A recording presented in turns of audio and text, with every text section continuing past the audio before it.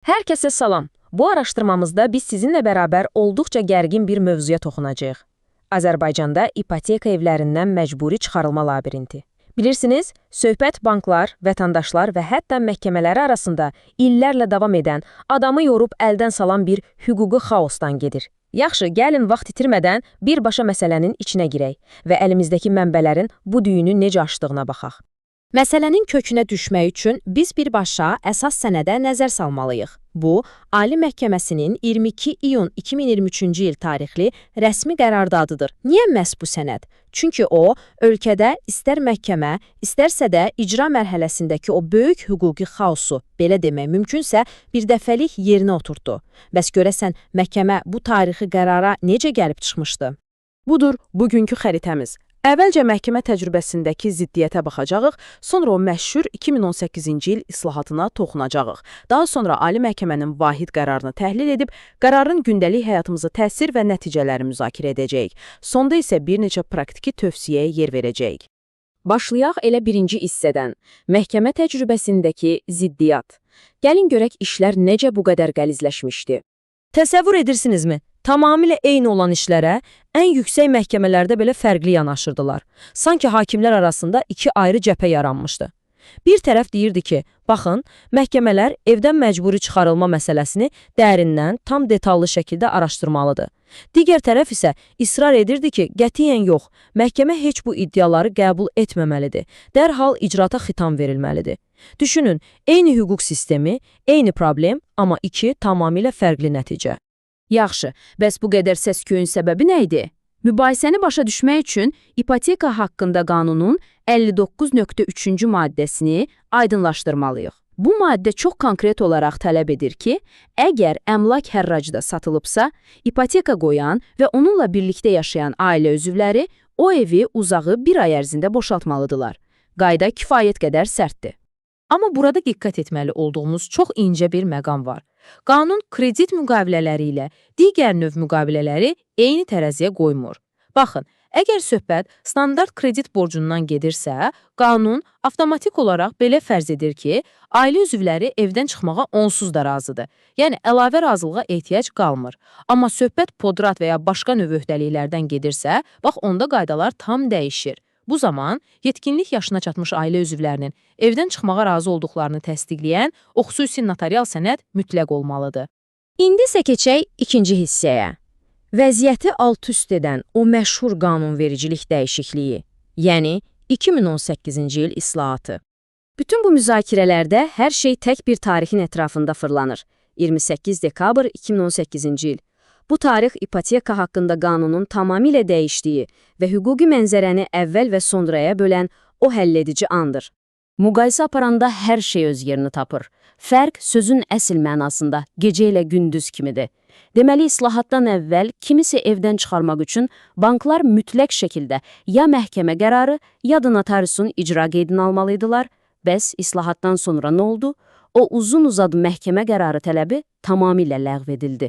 Yəni, əmlakın satılması barədə əldə olan icra sənədi adamı məhkəməsiz evdən çıxarmaq üçün tam bəs edir. Bu islahat doğrudan da böyük bir oyun dəyişdiricisidir. Üçüncü hissəyə gəlirik. Ali Məhkəmənin nəhayət ki, bu mövzuya nöqtə qoyan vahid qərarı. Bayaq da qeyd etdiyimiz kimi, məhkəmələrdə əməlli başlı xaos yaşanırdı. Ali Məhkəmə bu labirintdən çıxış yolunu tapmaq üçün çox sadə, amma mükəmməl işləyən bir meyar müəyyən etdi.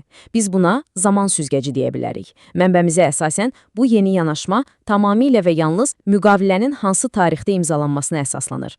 Məsələnin ən həlledici nöqtəsi məhz buradadır. Qayda olduqca sadədir. Əgər sizin ipoteka müqaviləniz həmin o qızıl tarixdən, yəni islahatdan əvvəl bağlanıbsa, işə köhnə qaydalarla, yəni məhkəmədə tam qaydada baxılır. Yox, əgər müqavilə islahatdan sonra bağlanıbsa, o zaman məhkəmə o iddialara yaxın dura bilməz. Bir növ yeni müqavilələr məhkəmə qapılarından tamamilə yan keçir. Qaydalar elə formalaşdırılıb ki, təsəvvür edin, bugün hər hansı bir bank 2018-ci ildən sonra bağlanmış müqavilə ilə kimisə evdən çıxarmaq üçün məhkəməyə üst tutsa, nə olar? Hakimlər dərhal mülki prosessual məcəlləyə əsaslanaraq o iddianı qəbul etməkdən sadəcə imtina etməlidirlər.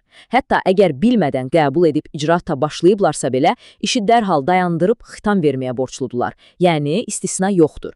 İndi isə keçid alırıq 4-cü hissəyə. Əsas suala gələk. Real həyatda bu qərarın həm iqtisadi, həm də sosial nəticələri nə oldu? Gəlin vəziyyəti analiz edək. Bürokratik əngəllər azaldığı üçün məhkəmələrin üstündən böyük bir yük qalxır, işlər sürətlə irəliləyir. Banklarsa o problemli toksik aktivlərini nəhayət ki rahat şəkildə nağd pula çevirə bilirlər. Təbii olaraq bu, daşınmaz əmlak hərraclarını çox cəlbedici edir. Amma gəlin bir dənə dayanaq. Bütün bu inzibati yük kimin üstünə düşdü? Düz tapdınız, birbaşa icra məmurlarının çiyinlərinə. Sistem onları tamamilə bu prosesin mərkəzinə atdı. Və budur, indi çəkəcəyimiz bu rəqəm çoxumuz üçün əsl oyanış zəngi olacaq. Cəmi 10 təqdim günü. Təhlilimizdə hər iki tərəfin obyektiv reallığını qeyd etmək borcumuzdur. Bəli, banklar pullarını sürətlə alırlar. Bəs vətəndaşların aqibəti necə olur? Vətəndaş birdən-birə çox sərt bir reallıqla, o qarşısı alınmaz 10 günlük məcburi çıxarılma müddəti ilə üz-üzə qalır. Əvvəllər, məhkəmələrin verdiyi gecikmələr insanlara ən azından özlərinə yeni yer tapmaq üçün bir zaman buferi yaradırdı. Amma artıq o bufer yoxdur. Bu isə təəssüf ki, sosial həssaslığı inanılmaz dərəcədə artırır. Nəhayət 5-ci hissə.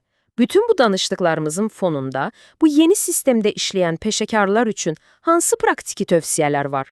Yeni reallıqda strategiyalar tam aydındır. Banklar 2018-dən sonraki müqavilələr üçün məhkəməyə gedərkən ancaq əmlakın satılmasını tələb etməlidirlər. Evdən çıxarılma tələbini artıq unutsunlar. Müdafiə vəkilləri isə hər zaman tetikdə olmalı, belə bir əsassız iddia qaldırılarsa, heç gözləmədən işə xitam verilməsini tələb etməlidirlər. İcra məmurlarına gəldikdə isə bütün yük onların üzərində olduğuna görə sənəd gələn kimi vətəndaşlara o kritik 10 gün barədə operativ və rəsmi şəkildə xəbərdarlıq etməlidirlər. Bu araşdırmamız bizi həqiqətən də çox ağır bir sualla baş-başa buraxır. Sizcə, məhkəmə proseslərindən yan keçməyin verdiyi o likvidlik sürəti və iqtisadi səmərəlilik sadəcə 10 gün içində bir ailənin evsiz qalma ehtimalını, yəni bu böyük sosial riski doğrudan da tarazlaya bilirmi?